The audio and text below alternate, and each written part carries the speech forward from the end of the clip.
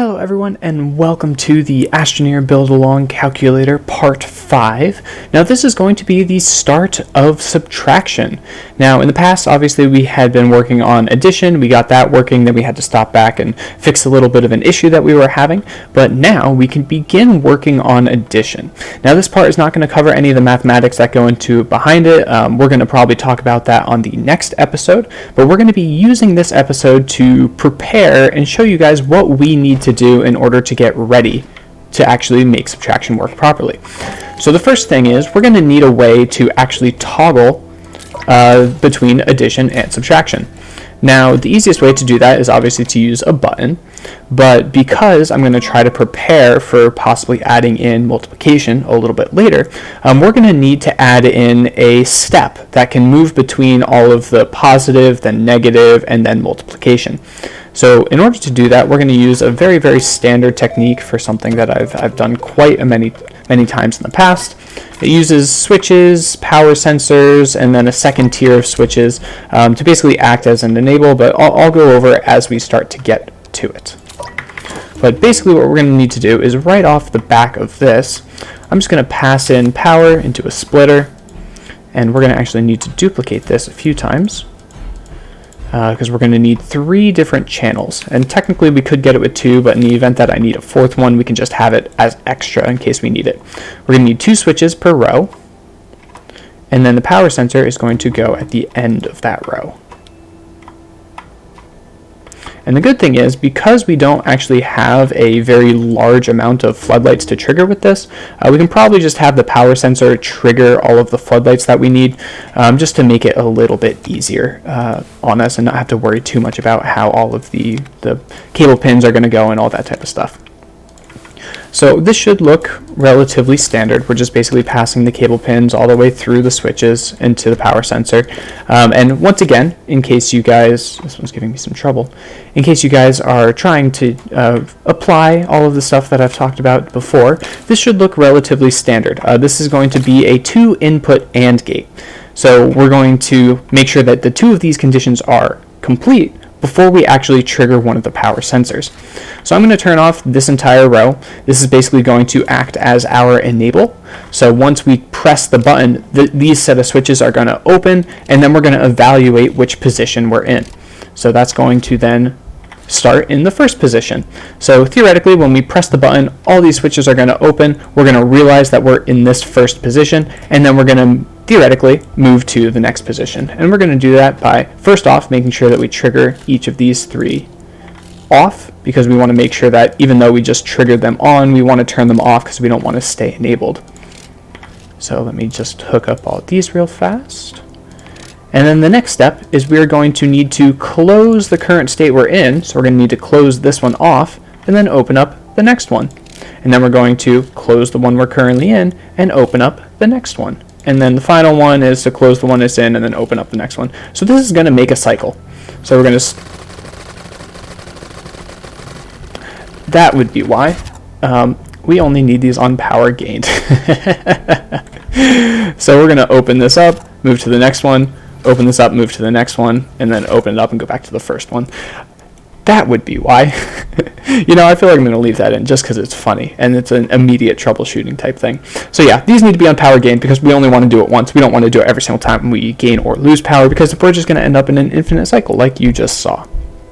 Now, the next state is we are in addition from this initial state right here. So what we're going to need to do is we're going to need to trigger the top and then the bottom one in order to go into subtraction.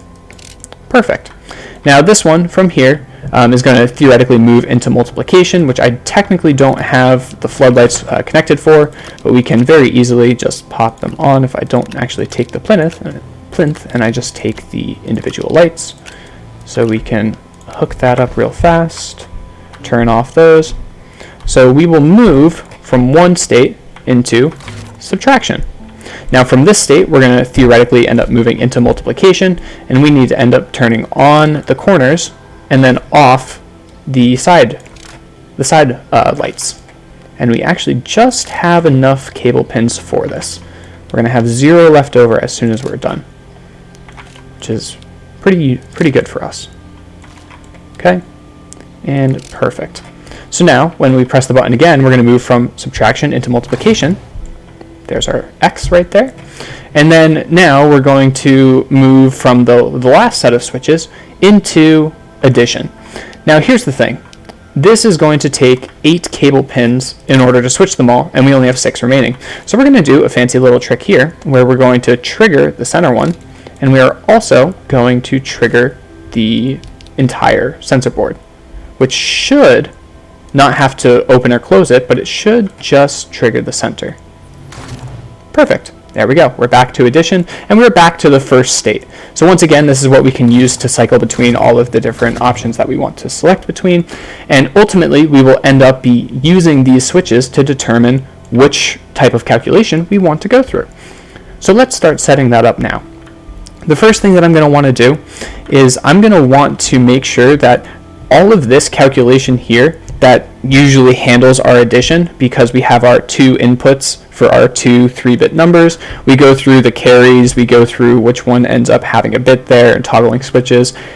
Once we press the equals button, that's supposed to open up all these switches and then go trigger all these guys. I don't want to have this running when we're doing subtraction. So what I'm going to do is I'm going to move this just a little bit to the side, and I'm going to place 2 more switches down. Now these 2 switches are going to be on when we are in the addition mode, otherwise they're going to be off. So there's the first, actually I need to duplicate that. So there's the first switch. Let's just stand it up nicely. So currently we are in the addition state, so we want this to be on, and that's perfect. That's exactly how we want it to be. Now, when we transition to the negative state, we're going to be gaining power through here. Now we want this to actually end up going and triggering those 2 switches over there. So as much as I already had this kind of wired up and hooked up correctly, I think we're going to need a couple extra cable pins. So we're just going to add a couple extra buttons, and we're just going to use these to symbolize our extra modes, just to give us a couple extra cable pins. So the first one is going to connect to the first one, second one is going to connect to the second one. We are going to need to free up a pin real fast, and then third one goes right there. So we need to free up a pin for this one. I guess we can just take the top right corner. And this is something that happens very frequently when I'm making these types of circuits and things like that. So I realize I need a little bit more pins than I actually thought about. So ultimately I just need to kind of add like an intermittent button. I'm just going to pass this right back just to make sure that we still have our X. And if you guys look, you'll see the first button trigger, second button trigger, and then the third button's about to trigger, and we go back to positive. So yeah, I just needed a couple extra cable pins here, so that's why we end up going with that. So again, we're in the positive state right here. Once this triggers, we're going to trigger this switch, so we're also going to end up triggering this button, and this is going to be moving out of positive into negative. So we want to actually turn these switches off, so we are no longer going to be going through any of the calculations that we need to do. This is going to make it so that we can actually reuse all of our bit logic that we set up without having to basically duplicate it entirely. Now, the other thing is, once we go into negative, we are now in the negative state. This is off, so we're no longer going to do any of those calculations. We can transition to state again, so now we're in multiplication. We still want that off. However, transitioning back to addition from this state, we're going to want to re-enable our addition. So I'm going to connect the multiplication switch, the final switch that transitions out and back into addition, to re-enable these switches, just so that we can go back to the proper calculations when we are in the addition mode. And there you go, now these are back open, so we have access to doing the addition calculation once more. So that's exactly what we need to do, and when we do subtraction and multiplication, we will wire up these appropriately just to make sure that we are, again, selecting the proper enables. But for now, that is all we really need to do for the content of this video particularly. Now, the other thing that I'm going to do in this video is I'm going to save myself the trouble. Now, in the past, not in the past, for addition, we broke out every single combination of binary bits into each of the different solutions that we can achieve. Now, I'm going to kind of change this up a little bit. I'm going to try to give myself a little bit of room by moving these to the side. This is going to, break all of the cable pins, but don't worry, I did think of that beforehand. I do know which ones go where, because what I'm going to try to do is I really want to make sure that I can split off of these with a splitter, and make sure that I can trigger 2 power sensors depending on which mode that I'm in. And you'll guys see more so what I mean when we actually get to it. So I'm going to place down my splitter real fast as soon as I remember where it's at. And I can show you a quick example as I start to place some of these down. So this is, yes, it's going to be very tight because I did not plan for giving myself a lot of space. So that's going to be a little bit annoying, but you know what? We'll have to make do as best as we can. So I'm going to have each of these guys go into the splitter. This again should look fairly standard. I'm going to be splitting each of these signals off into 2 paths, and then I'm going to need 2 power sensors apiece. Now, the first thing that's going to end up happening with these is I'm going to need another switch before I actually get to the power sensors. So I can actually give myself a little bit more space if I really needed to. And honestly, I think I'm going to start some of the repetitive nature, and then afterwards I'm going to kind of do a little bit off video, just so that I don't have to bore you guys by constantly going through this. But this should be the setup that we should expect.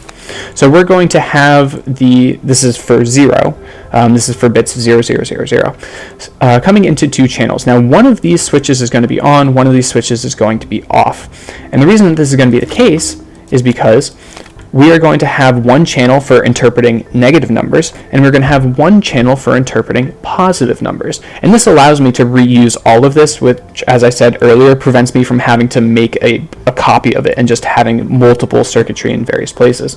And this is once again going to be tied to the enables. So this switch turns off our positive channel, so this would turn off the channel for going positive, and then because we're transitioning into negative, it would also turn on the channel for going negative. So for example, if we are in the positive mode, one of these switches would be on. This would give us the capability of reading a positive number, and then when we go into the negative mode, we'll switch it back. So this will be for reading a negative number. And then when we go into multiplication, I think we can reuse the positive instance because we're not dealing with negative numbers. So we can then go back to the positive mode, stay positive for the positive for addition, and then go back to negative for subtraction. So that's going to be the general theory. All I'm going to end up doing off stream is I'm going to basically, or off video, is I'm going to basically add 2 switches to a splitter for all of these channels. Now, this channel in particular, I'm going to set the right side to be addition and then the left side to be subtraction. And if you do want to challenge yourself, then by all means, this subtraction channel, we're not going to connect the power sensor at all yet. We will very soon, but we're not going to immediately. However, this channel right here, this is our addition, and this leads us to 0, 0. I'm going to reconnect this to button 0 for the right digit, and then button 0 again for our left digit. So that's all I'm going to end up doing. I'm not going to do anything that I haven't explicitly went over before, just because, again, this is a build along, so I do want to make sure that you guys can follow along and make this work for yourselves. But yeah, so I'm only just going to add splitters, add the 2 switches, add the other power sensor, and then add the other power sensor, but actually connect it to its button. So we might get a cut right here, and then this can show you what it all looks like after I've done it. Alrighty, so I've finished up wiring these switches as I described. The left channel will be for interpreting negative numbers, and then the right channel will be interpreting standard numbers, and that is evidenced by the switches that are on and off. Now, the switches that have on are again for our just interpreting addition numbers, and these are the exact same as they were before. We have our power switch leading to a power sensor on gained or lost mode, because when it loses power, we want to clear the screen, and when a different switch gains power, it's going to display a new number. And they're just connected back to the buttons that determine which switch is going to be displayed and all that type of stuff. So again, fairly standard, fairly straightforward, exactly like it was before. The negative number switches are not wired up correctly yet, or not wired up at all, frankly, because there is a little bit of interesting math that we're going to shortcut, and I will explain that when we kind of talk about the method for displaying negative numbers and all that type of stuff. So that's just going to be a necessary discussion when we talk about how we actually reuse all those 4 bits. So that's actually everything that I do have for us. So we basically allowed negative numbers to exist by using our enable and step sequence type thing to go from negative to multiplication back to positive. We did enable our math so that when we don't want to actually do addition, nothing happens here, so we can basically save a little bit of space on that. And then we also have our switch between negative interpretation and then just normal interpretation. And there's a little bit more that we need to do, as I said, but we will discuss that in the next video. So thank you all for watching. I really do appreciate it. Let me know if you do have any questions, as I am always more than willing to try to help out or try to fix some things, as even one of the 4.5 episode of Fixing Some Addition was also commented by a viewer. I believe it was Astrotime, actually. And they had mentioned that something didn't seem quite right, and so I very, very appreciate the feedback that you guys send, because I do want to make sure that this works and that you guys do have fun kind of checking it out and seeing the cool things that Astroneer can do. So that's going to be it. So hopefully you guys enjoyed the video, as I said, and we'll see you in the next one. Have a good rest of your day, evening, and or night, and take it easy.